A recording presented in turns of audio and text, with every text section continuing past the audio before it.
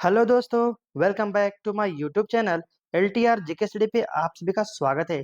दोस्तों आज बात करेंगे पार्ट 2 लेकर के आए हैं आप सभी के लिए, जो है फसल उत्पादन एवं प्रबंधन, जो हमारा था विज्ञान का चैप्टर नंबर 1 यानी कि जीव विज्ञान का था, है ना।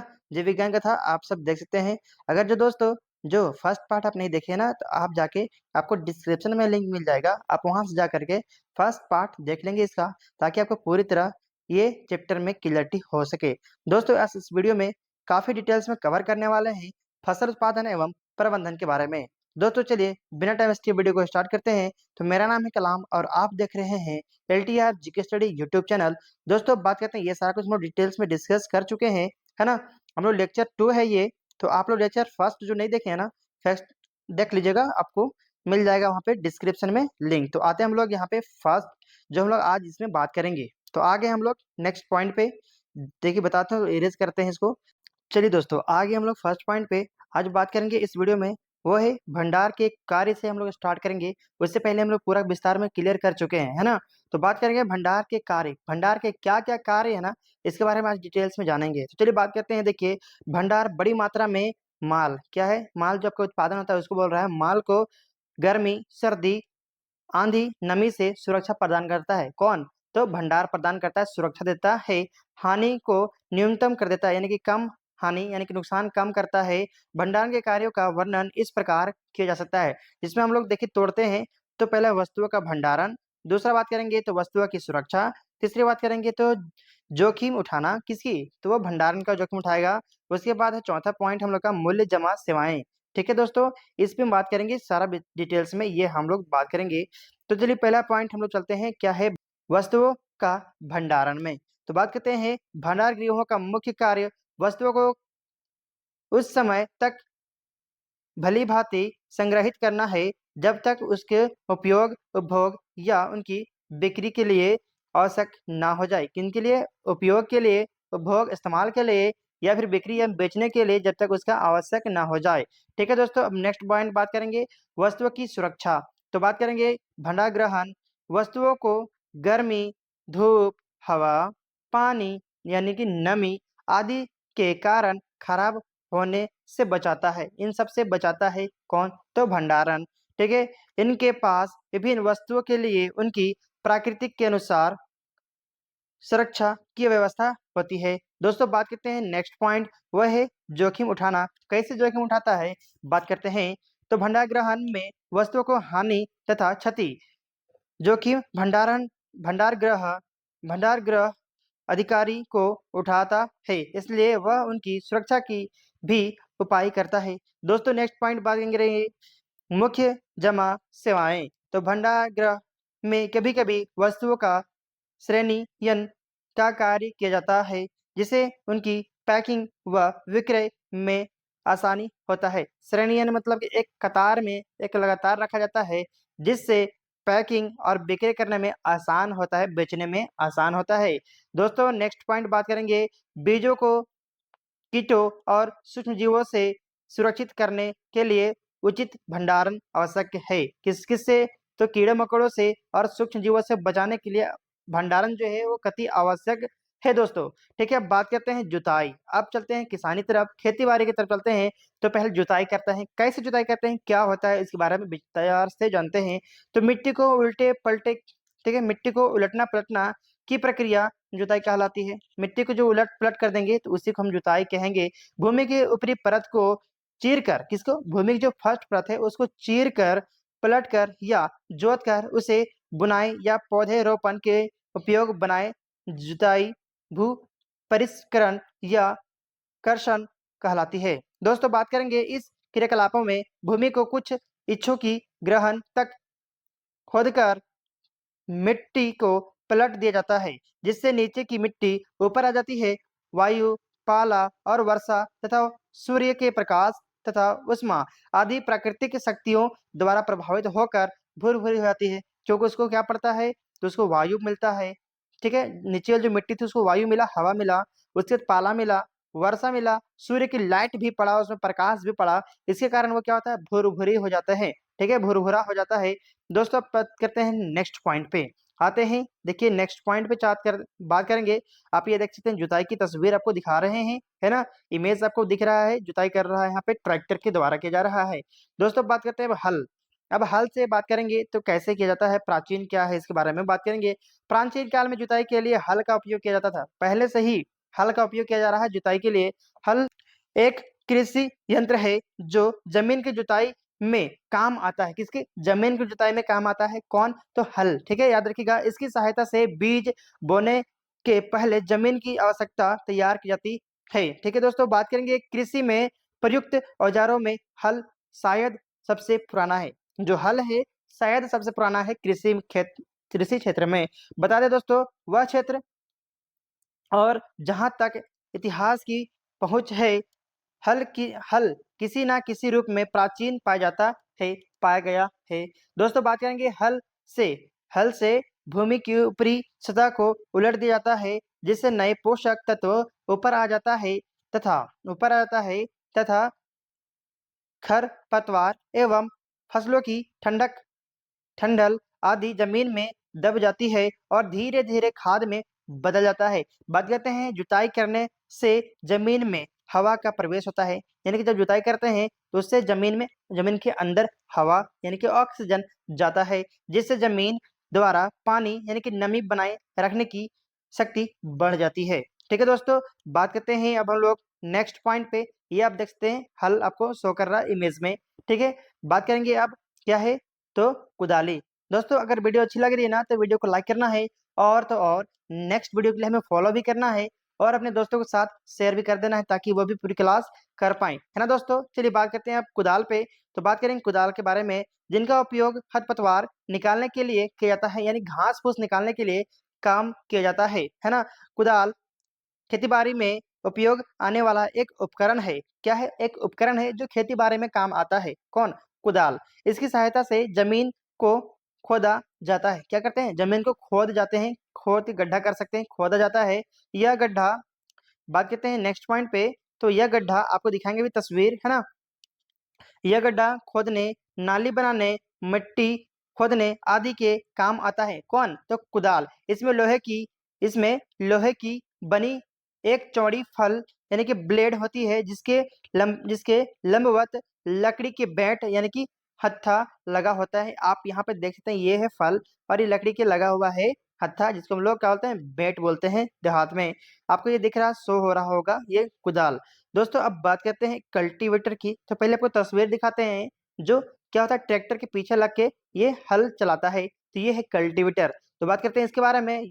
कल्टीवेटर यह ट्रैक्टर से खींचे जाने वाला लोहे का बना यंत्र होता है, जिसमें कई लोहे जैसी आकृति वाले होती है। इसके उपयोग से ऋण समय और श्रम दोनों की बचत होती है। किसकी? टाइम बचता है और श्रम यानी कि मजदूरी भी बचता है। ठीक है दोस्तों, अब बात करते हैं नेक्स्ट पॉइंट। ये कल्टीवेटर आपने देख लिया, अब बात करते हैं बुआई की।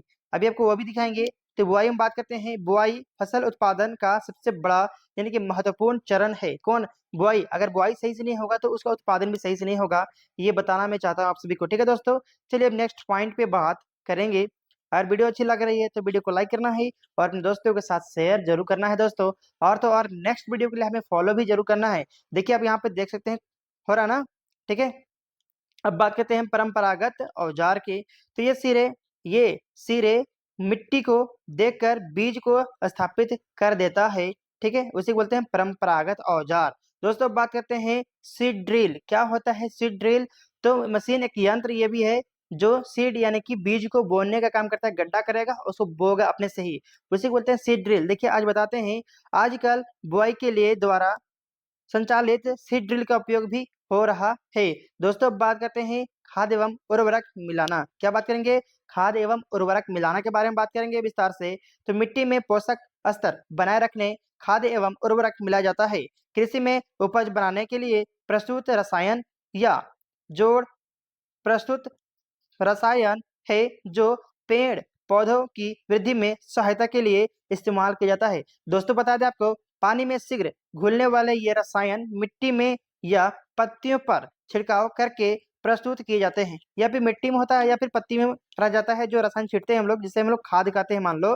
ठीक है, तो बात करेंगे पानी में शीघ्र घुलने वाले ये रसायन मिट्टी में या पत्तियों में छिड़काव करके प्रस्तुत किया जाता है। पौधे मिट्टी में जड़ों द्वारा एवं ऊपरी छिड़काव करने पर पत्तियों द्वारा उर्वरकों की अवशोषित कर लेता है। दोस्तों बता दें आपको, उर्वरक जो है वो पौधों के लिए आवश्यक तत्वों की पत्तियों में द्वारा उर्वरकों को अवशोषित कर लेता है। बता दें आपको,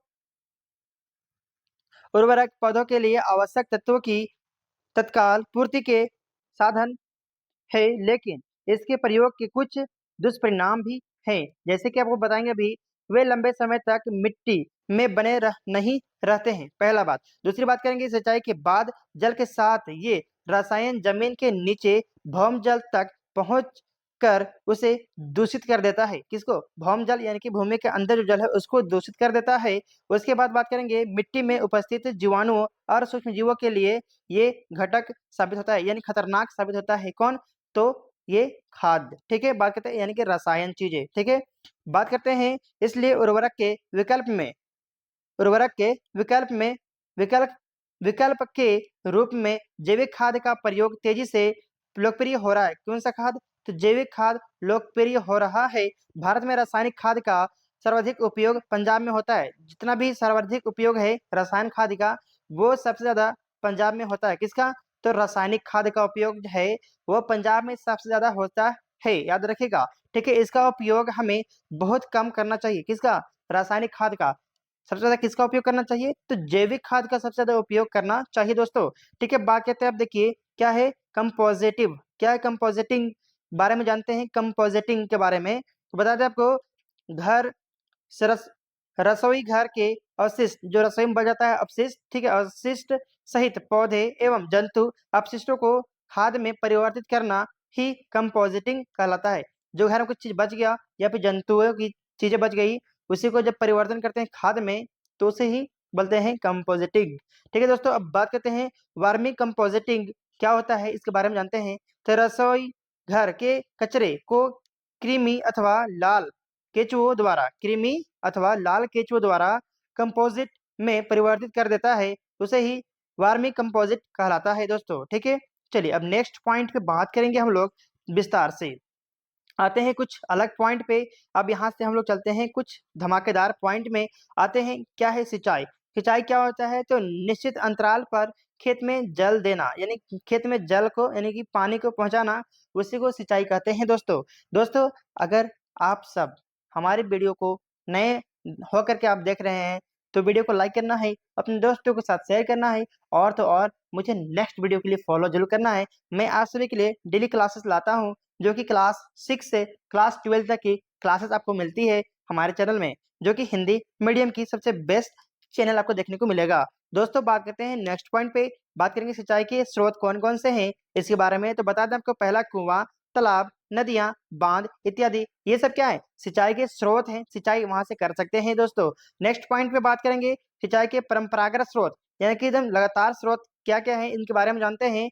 तो सिंचाई के जल कई स्रोत हैं, सिंचाई के जो जल हैं उनके कई स्रोत हैं। विभिन्न स्रोतों में निम्न दो वर्गों में बांटा जाता है। इसको दो वर्गों में बांटते हैं। तो पहला है प्राथमिक स्रोत, दूसरा है द्वितीयक स्रोत। अब पहला है और दूसरा है, इसमें जानते हैं एक एक करके विस्तार से, है ना। तो कैसा लग रहा है वीडियो? तो वीडियो को टक लगा कर देखिएगा ना, तब आपको पूरा क्लियरिटी होगा। तो बात करते हैं जल के प्राथमिक स्रोत के बारे में, ठीक है।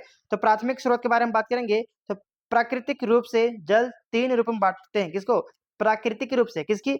प्राकृतिक, यानी कि भगवान के रूप से जल को तीन भागों में बांटते हैं। तो पहला है जल, दूसरा है जल वाष्प, क्या है? जल वाष्प, ठीक है, वाष्प होकर उड़ता है, यानी धुआं, देखें आप सब, वाष्प, ठीक है, भाप बन के।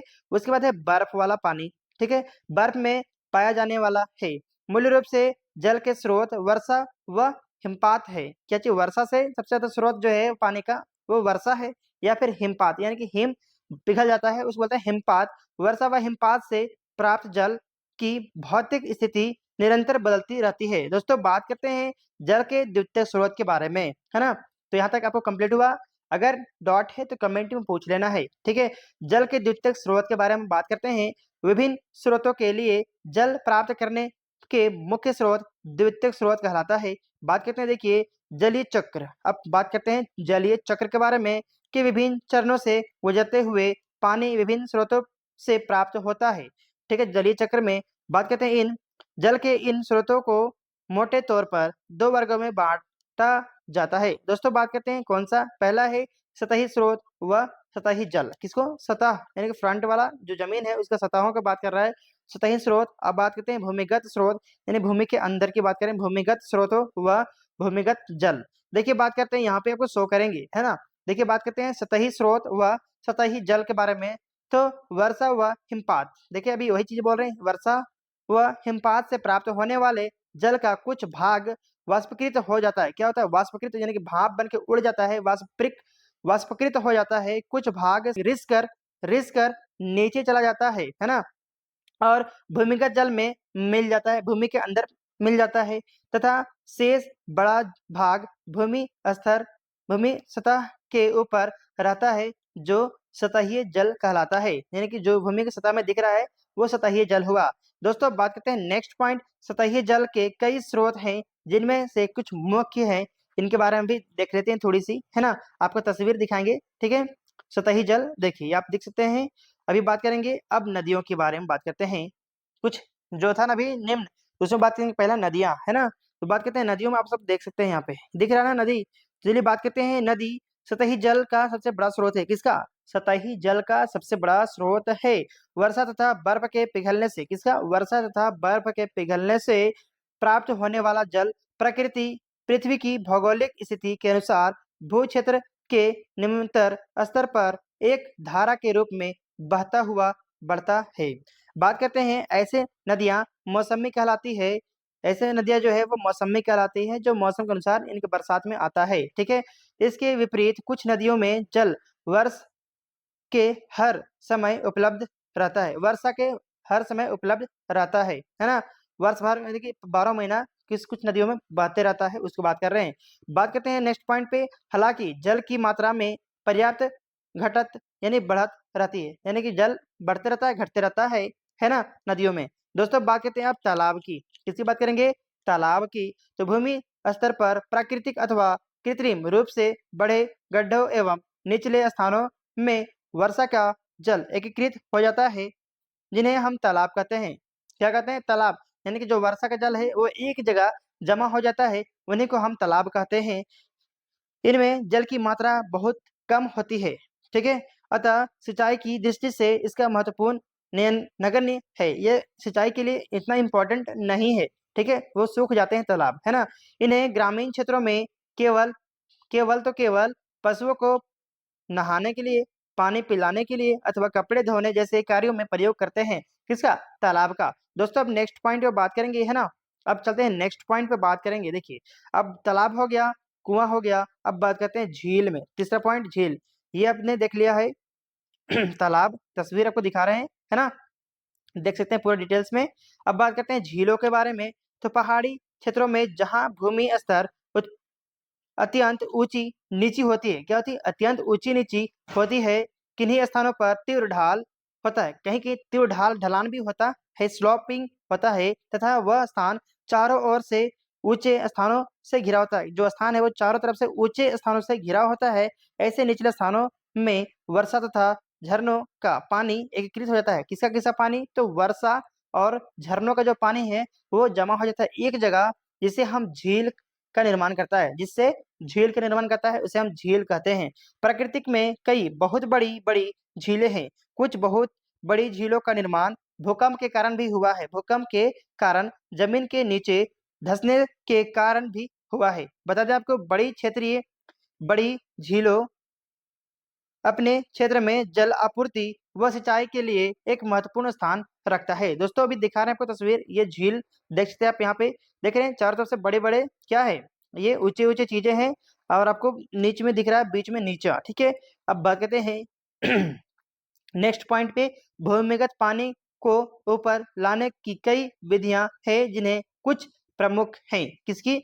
भूमिगत पानी को ऊपर लाने के लिए कई विधियाँ हैं, जिनमें कुछ प्रमुख है। अब इसमें एक-एक करके विस्तार से देखते हैं, है ना? क्या-क्या विधियाँ ऐसे हैं जो पानी लाने की है। तो फर्स्ट पॉइंट आते हैं, क्या चीज़? कुएँ में आते हैं। कुएँ में पानी कैसे लाते हैं ऊपर, उसके बारे में जानते हैं। तो कुएँ में कूप निर्माण के लिए पृथ्वी सतह से जलग्रहित परत जलग्रहित परत तक एक बड़ी छिद्र बनाया जाता है, यानी छेदा बनाया जाता है, जिसे कुआँ कहते हैं। देख सकते हैं ये भी कि छिद्र बनाया गया है, जिसे हम लोग कुआँ कहते हैं। कुएँ के ऊपर घिरनी लगाकर, यानी कि पंखे जैसा घिरनी लगाकर बाल्टी से पानी प्राप्त करते हैं। पानी देख सकते हैं यहाँ पे बाल्टी से पानी निकाला जा रहा है। दोस्तों अब नेक्स्ट पॉइंट बात करते हैं, नलकूप या ट्यूब बेल्ट के द्वारा भी हम पानी को निकाल सकते हैं। देखिए जैसे बात करते हैं भूमिगत पानी प्राप्त करने का ये प्रमुख साधन है। कौन? तो नलकूप यानी कि ट्यूब बेल्ट, ठीक है। बात करते हैं और आजकल काफी बड़े पैमाने पर उपयोग किए जाते हैं। घरेलू उपयोग के लिए जल आपूर्ति, सिंचाई व औद्योगिक आवश्यकताओं की पूर्ति तभी यानी कि सभी के लिए नलकूप बहुत प्रचलित है। जिन स्थानों पर नहरें नहीं होती है उन स्थानों में नलकूप की सिंचाई का उपयोग किया जाता है। नलकूप यानी कि पानी देख सकते हैं यहाँ पे आपको शो हो रहा है, नलकूप का इस्तेमाल कर रहा है। दोस्तों अब बात करते हैं तालाब तोड़ कुएं। किसके बारे में? तालाब तोड़ कुएं के बारे में विस्तार से जानते हैं। क्या होता है? तो प्रकृति में बहुत से ऐसे स्थान हैं जहां तालाब तोड़ कुओं का निर्माण किया अनुकूल उपस्थिति है। दोस्तों आपको दिखाएंगे, अभी शो करेंगे, है ना। देखिए बात करते हैं नेक्स्ट पॉइंट पे, शो करेंगे। यहाँ आपको दिख रहा होगा तालाब तोड़ कुएं के बारे में दिख रहा है, ये है, ठीक है। दोस्तों कैसा लगा वीडियो? अगर वीडियो अच्छी लगी है ना तो वीडियो को लाइक करना है, और तो और अपने दोस्तों के साथ शेयर करना है, और नेक्स्ट वीडियो के लिए हमें फॉलो करना है, ताकि आपको हर एक क्लासेस का वीडियो आपको यहाँ पे मिल सके। तो दोस्तों आज के लिए इतना ही, फिर मिलेंगे नेक्स्ट वीडियो में। तो मेरा नाम है कलाम, तब तक के लिए जय हिंद, वंदे मातरम।